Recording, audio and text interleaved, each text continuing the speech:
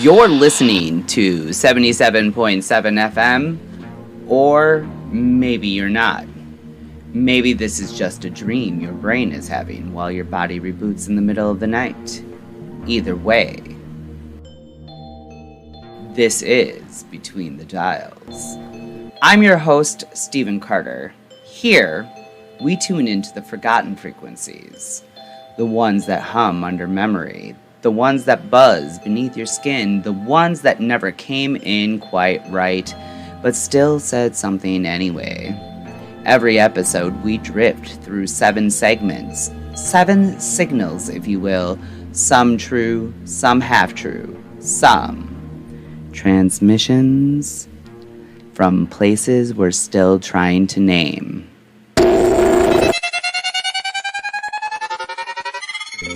Tonight's signals crossed. The conversations that never made it through, the messages that got scrambled on the way out, the gut feelings we ignored, the static between what we said and what we meant. Because sometimes the wires don't just get tangled, they fray, they short, and somehow they still send something. So go ahead, adjust your dial, lean in close. We're starting the transmission now.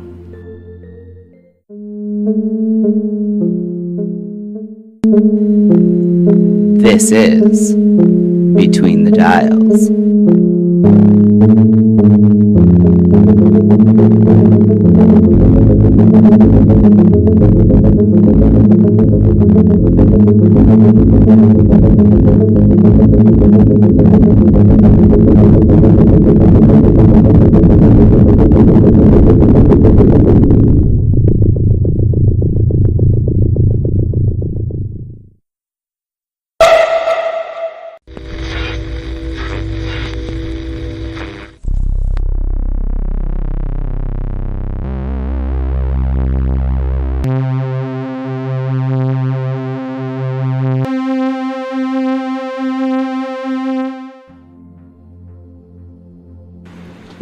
You're listening to Between the Dials. Some signals arrive in real time, fresh, electric, unfinished. Others are older. They sit in boxes you never meant to open. In tapes you promised yourself you'd throw away. You hear them calling anyway. This tape here? It's nothing. Ignore it. Oh, I know what you're thinking. You don't think I'm brave enough to press play? Yes, that's exactly what I heard. Prove it, you say? Fine. I'm sorry about that, dear listener. But since you're still here, let's listen together, shall we?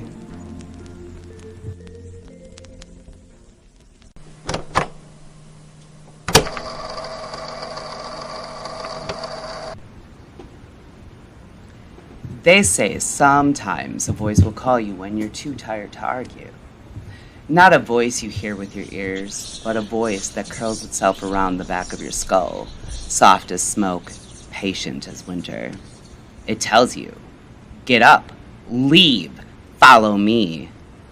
But sometimes that voice is a warning. Sometimes it's your own intuition trying to pry you out of a life that will end you by degrees. But sometimes the voice is lying. See, I've been called twice to the ministry. Twice by something that sounded so certain it felt holy. It offered me a new name, a new story, a new place to stand and tell people the world was bigger than they could ever imagine. I almost listened. I had scholarships, jobs lined up, the entire future sketched out in confident black ink. But the woman I was married to then, the harpy, she didn't believe the signal was real.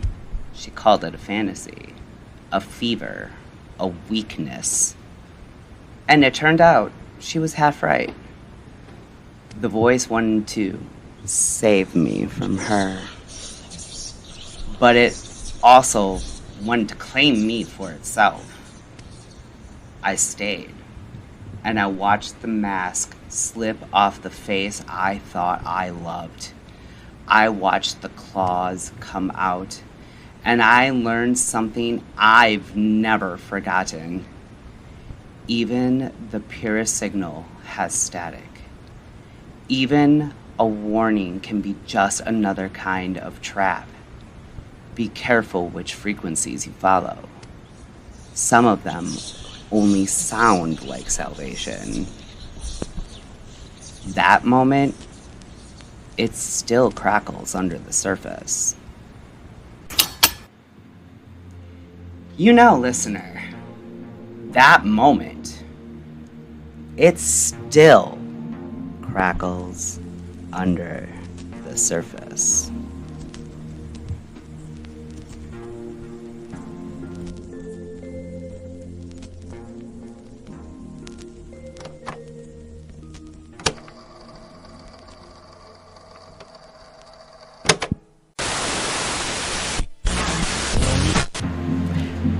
Tonight's broadcast is brought to you by Cloud9 Therapy Hoodies.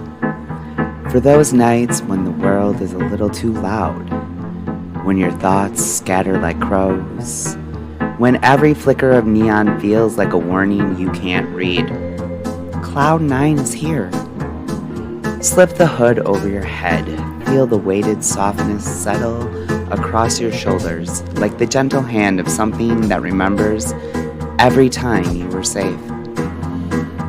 In each cuff, you'll find a hidden stress relief cord. Turn it in your fingers when your heart won't slow down. Squeeze it when you need a reminder that you're still here. They say the Cloud9 hoodie was designed for focus, for calm, for easing the static that lives under your skin. They don't say why. Sometimes, when you pull it tight around you, you'll hear the hush whisper your name. Or why, if you listen closely enough, it sounds like someone or something is whispering back. Cloud9 Therapy Hoodies. Find your quiet. Just make sure it lets you go when you're ready.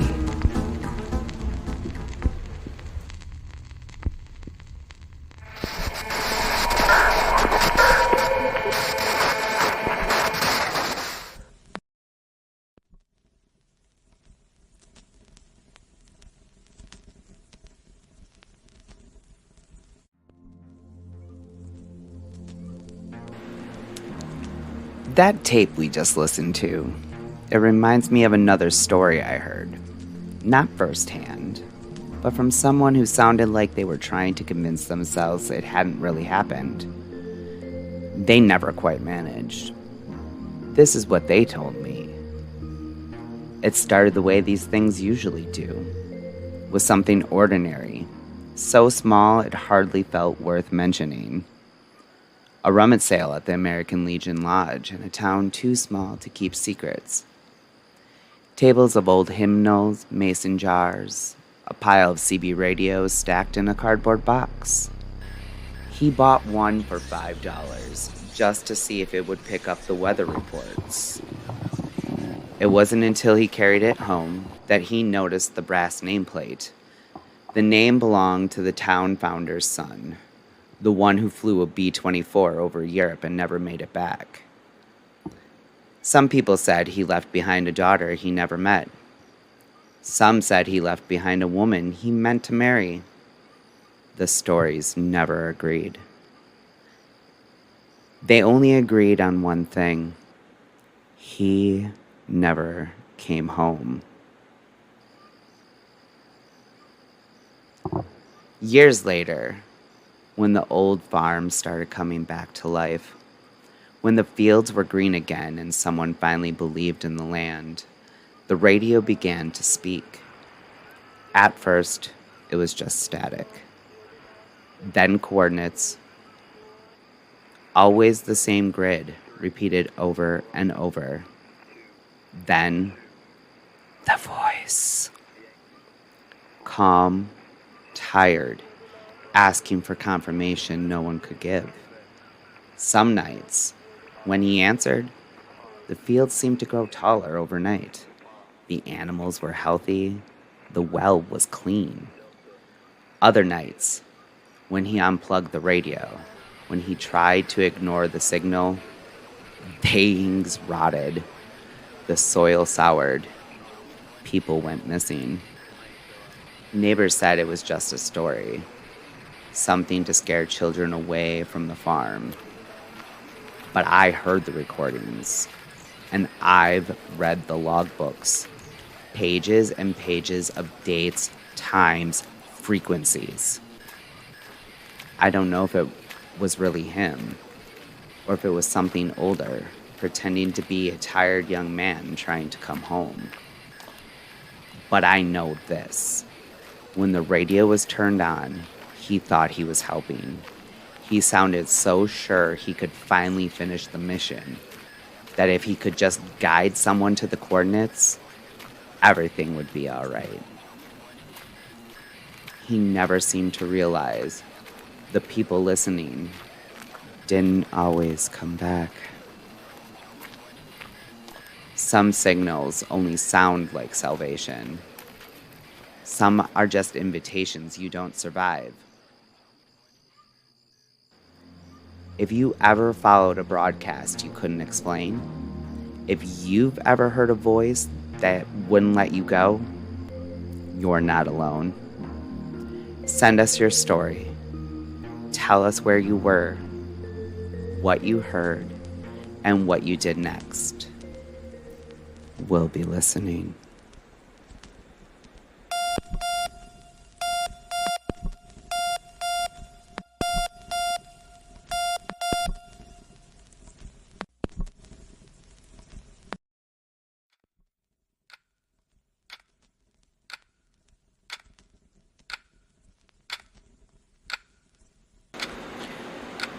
Welcome to Low Volume, Big Feelings.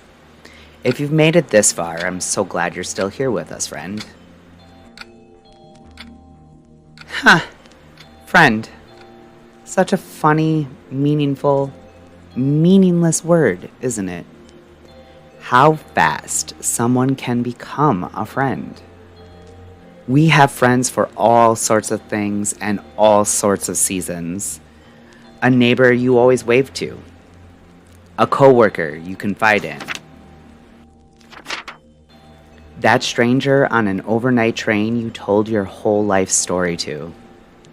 If communication is signals, and relationships are just the way we receive or miss those signals, then maybe friendship isn't about how clearly we come through. Maybe it's about how often we try.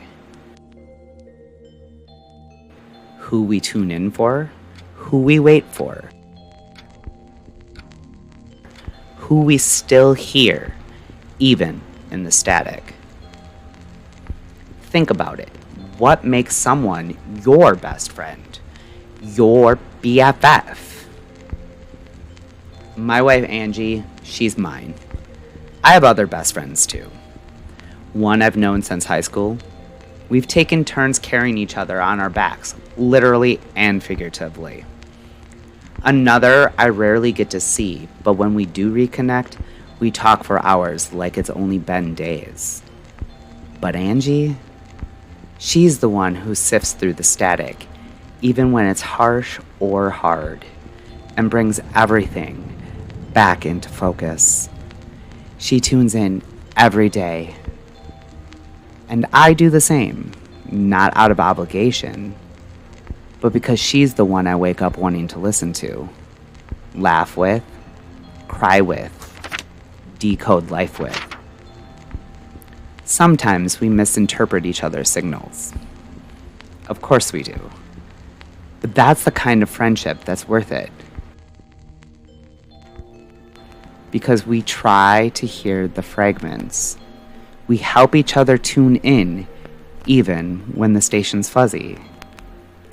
So who do you wake up every day wanting to hear? You may have found your BFF, your signal operator, your static interpreter.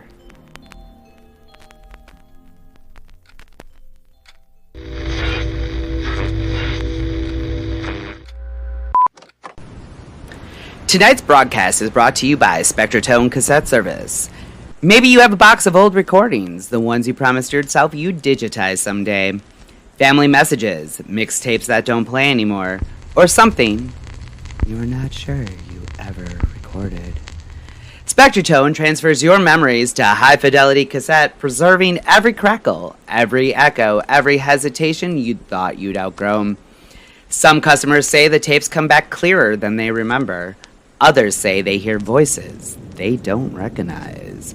Spectratone doesn't guarantee what you'll hear, only that it'll be yours. Call 1-877-SPECTRATONE, that's SPECTRATONE, to request your free preservation kit, because some signals are too important to erase.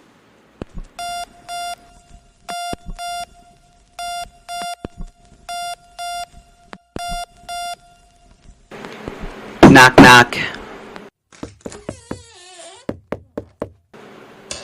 Who's there? Is it you? Are you someone I haven't talked to in a while? Your face looks familiar, or maybe I know exactly who you are, or maybe both, maybe neither. Either way, come on in. Take a seat. It's time for Only Mostly Air. Only Mostly Air is where we hold the quiet thoughts, the ones that stick, the ones that hum beneath the noise. And tonight, I want to ask a question. Do you disappear when I look away? Short answer, sometimes, yes. Sometimes, I forget people exist unless they're right in front of me. Not because I stopped caring, not because I don't love them, but because my brain is full of doorways, and when I step through one, the last room vanishes. It's not on purpose, it's not neglect, it's not a flaw, it's just the shape of my attention, the way the signal fades when I move too far from the tower. I wonder, if you wonder, as I wonder, what does that do to love, to friendship, to memory? If I don't reply, if I never text back, if I forget to reach out, did I make you disappear? And if you don't check in, if you don't stop waving across the void, will I lose you completely? That's the fear, isn't it? That we're all just signal? That what we feel is only real if someone else is there to see it, to remind us, to reflect it back. The signal is only real if someone's there to receive it. This, my fellow neurodivergent travelers, and you listening who don't have a label, a map, a word for it yet, this is object permanence. And like most things, I can only reflect through my lens. Let me show you. You found this station. You're here, now, listening to 77.7 FM. You may not have meant to, but something kept you here. Maybe it wasn't what you meant to listen to, but it felt familiar, or strange in a way that felt important. This is what it's like for me to find the right words, to remember, to retune the frequency of a person, or moment, or memory. Sometimes when I change the station, I land on something so perfect, I sound like the genius I am. Other times, it's just static, and I can't bring it back. Now here's the flip side. Total sense recall. When I tune in, sometimes it's like reliving the creation of the broadcast. It's the closest thing to time travel I know. The fear, the joy, the ache in your chest before the dive. It happens suddenly. A voice, a texture, a fear that smells familiar. And I'm back, stuck there, until the memory lets go of me. Rule number 2, hyperfocus. If you pair that with object permanence, I can give you 100% of myself to what's in front of me. Proficient faster. Mastery comes easier because I don't hear the other stations trying to get in. I'm not distracted by sadness that's scheduled by calendar invites. Loss doesn't strike me because a date says it's time to grieve again. Most things I've wanted to say, I've either said them or decided they weren't worth saying at the time they mattered most. And if something was left unsaid, I know myself well enough to know that eventually the person, the moment, will disappear, and I will regret nothing. So here's what I've learned. Love that matters leaves fingerprints. If we haven't spoken in a long time, please know I haven't forgotten you. You're filed in a cabinet my brain sometimes forgets how to open, but when it does, you come out whole. There's no expiration on the signal. It just takes a while to tune in. So to the friends I don't see often, the ones who reappear like constellations I forgot to trace, you're still part of the sky. To my wife, Angie, you are the one who sifts through the static. Even when the signal gets sharp or strange, you help bring it back into focus. You tune in every day, not out of obligation, because you want to hear me. And I tune in for you, because you are the only station that still makes the static sound like music. So, listener, stranger, friend, who do you wake up wanting to hear? Who brings you back to yourself when you forget how to transmit? Who is your frequency, your operator, your echo in the void? If you find them, hold on tight. Even when they disappear, they might still be there. Even when they forget to say it out loud, they still care.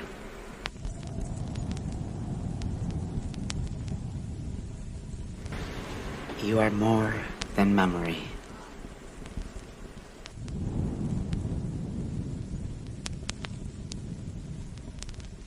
You are more than the silence between visits.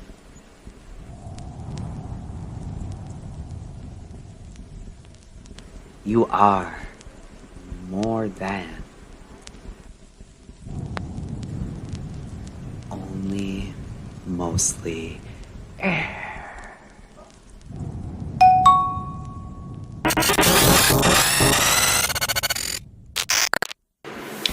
You've been listening to Between the Dials.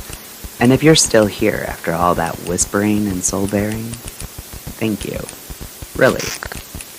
That segment always leaves me a little wobbly in the knees. But I promise, our next frequency is lighter. Well, lighter-ish. Let's call it palatably eerie. Because sometimes the past doesn't show up in your dreams or memories. Sometimes it shows up in your notifications. A voicemail from a number that shouldn't exist. Their song showing up on your playlist months after the breakup. A draft email you never sent that keeps saving itself. Digital ghosts. They don't rattle chains. They just ping. Welcome to Ghost in the Feed. A little bit of hauntology, a little bit of internet weirdness, and a reminder that even deleted data can have a second life. Ghost in the Feed is our periodical ponderance, the place where I chase down the weird, wild wanderings of the WWW. Things you didn't mean to save, stories that stayed behind, from my haunted inbox. I found this fun little periodical, you may have heard of it, Reddit. I thought I would take tonight's story from there. If you heard of Reddit, you know that it has all sorts of categories for the reader contributors to choose from. Our story comes from our glitch in the matrix, and it starts, as all good signal anomalies do, with a voicemail. The OP wrote, "This occurred about 3 years ago. I had a position as a buyer, and as such would receive tons of cold calls and emails from people trying to get our company to try their products for resale. Also important, our company had a digital VoIP, not sure of the correct terminology, phone system. There was one central number, and it followed a phone tree to multiple offices via internet connection. Voicemails were available on our big office phones, but the recording would also be sent to our emails.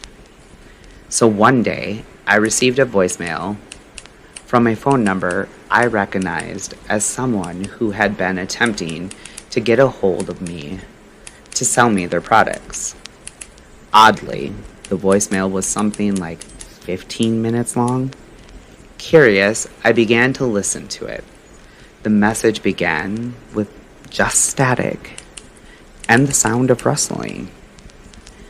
Seems like a classic butt dial, or maybe they forgot to hang up when the voicemail clicked on.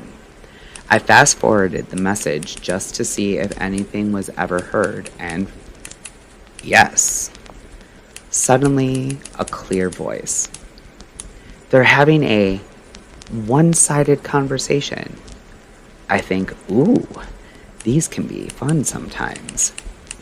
Except the one-sided conversation is clearly with me.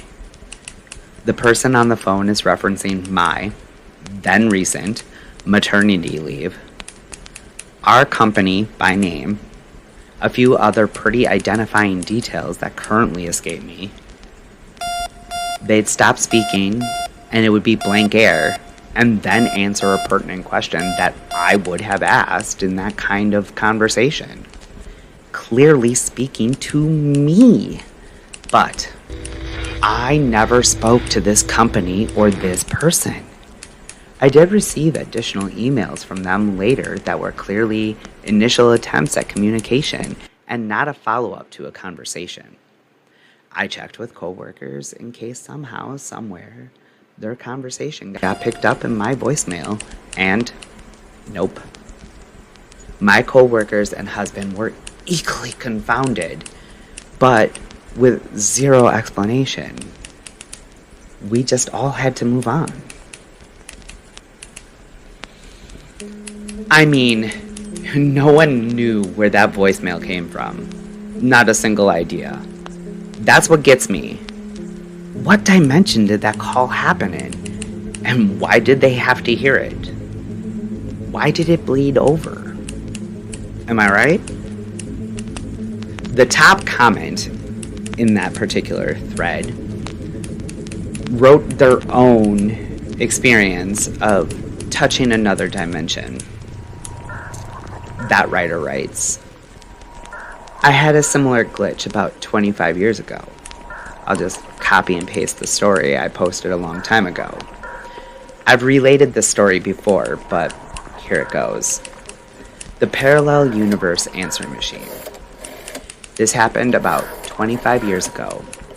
I called my friend up, and he wasn't home, so I left a message on his answering machine. I said, Hey, it's me, OP. Sorry I missed you. Call you later. Bye. And then I hung up and left the house. I made no other calls. Later that day, he called back, and he says, Wow, that was quite a message you left. "Who was that girl you were talking to?" I was like, "What are you talking about? I wasn't talking to any girl." Well, as it turns out, the message didn't end after I said bye.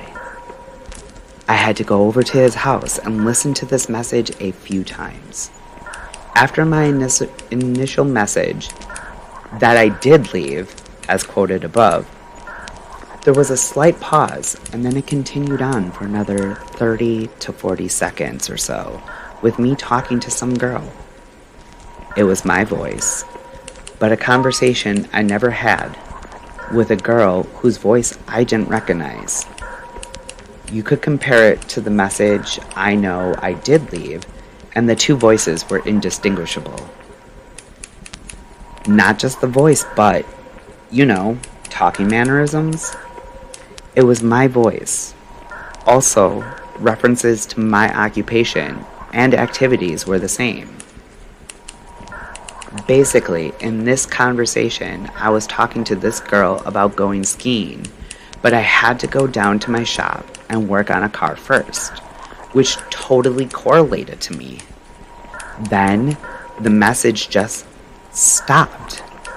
It was recorded on one of those digital answering machines that recorded the message to a chip, so there was no tape I could have taken and had analyzed, unfortunately. Also, neither I nor my friend had party lines, so that's not an explanation. It was very freaky. I can't explain it. TLDR, I may have connected to an alternate universe through a telephone answering machine. Another user commented to that particular post, "I remember this when you first posted it. It was freaky then, and it's still freaky now, LOL." I personally would have to agree. It would have been freaky had I read it then. And it is freaky now. A different user stated, "This upset my soul." I mean, personally, it doesn't hurt my soul, but it makes me envious that this user got to touch another dimension through analog means. It wasn't even interwebs related. How cool is that? Kinda makes me jealous. Just a little. Okay, a lot. LOL. It also makes me think of the Mandela effect. Deep dive in the future. But for now, Google if you have no idea what I'm talking about.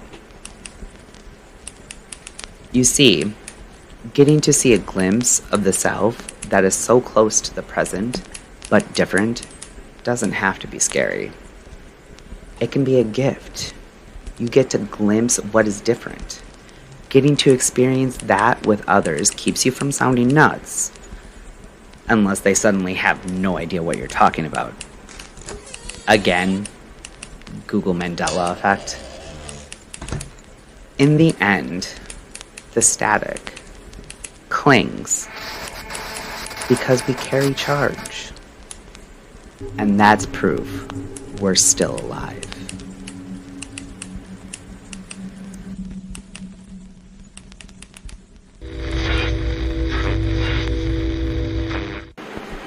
This episode is also sponsored by Batch, Wisconsin-made THC and CBD products. For the nights when the static in your head won't quiet down, when your thoughts loop like an old tape deck stuck on the same question, Batch Dream Tincture is here. Crafted in small batches combining carefully measured ingredients to help you rest, reset, and tune into your natural sleep cycle, not force you into sedation. A drop under your tongue can help soften the volume. A second drop can help you remember that you're still here. Some people say Batch feels like being wrapped in a weighted blanket. Others say it feels like a memory of safety you can't quite place. Batch Dream Tincture, Find your quiet frequency.